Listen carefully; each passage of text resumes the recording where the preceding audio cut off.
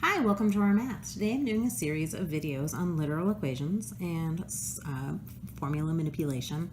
In this equation formula, what I want to do is take the area equals 1/2 base times height, and I want to solve it for the height. Now I could do this in one step, and I often see people do that. It's all multiplication and you just divide, and you divide by 1/2 base. The problem is then you have a fraction within a fraction, and it's not a simpler approach. So whenever I see a problem like this where I have a fraction, the first thing I want you to do, and the first thing I want anybody to do, is clear your fraction. Fractions within fractions usually go really poorly. It's really easy to just start by multiplying by 2. 2a equals bh. Now to solve by h, I can now divide by the b, so that h is equal to 2a divided by b. Here I'm going to do the same thing. If I want to unwrap the radius, volume is 4/3 pi r cubed, this is the volume of a sphere, I'm going to start by multiplying by 3. I'm going to clear my fraction. It's going to make every other step I do simpler, and it's going to look easier, conceptually easier. And honestly, in math, if it's conceptually easier, it's just easier.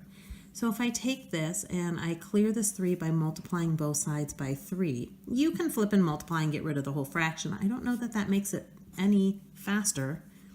3 times volume equals 4 pi r cubed, because then I can just divide by 4 pi together. So that I'm going to flip this around so that r cubed is equal to 3v divided by 4 pi. Now make sure this v is capital, this r is lowercase. Math, like passwords, are case sensitive, and so if it's a lowercase, keep it lowercase. If it's uppercase, keep it uppercase. The inverse of a cubed root is the cube of a cube is a cubed root.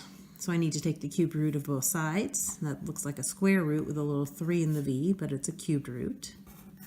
So that r is equal to the cubed root of 3v divided by 4 pi.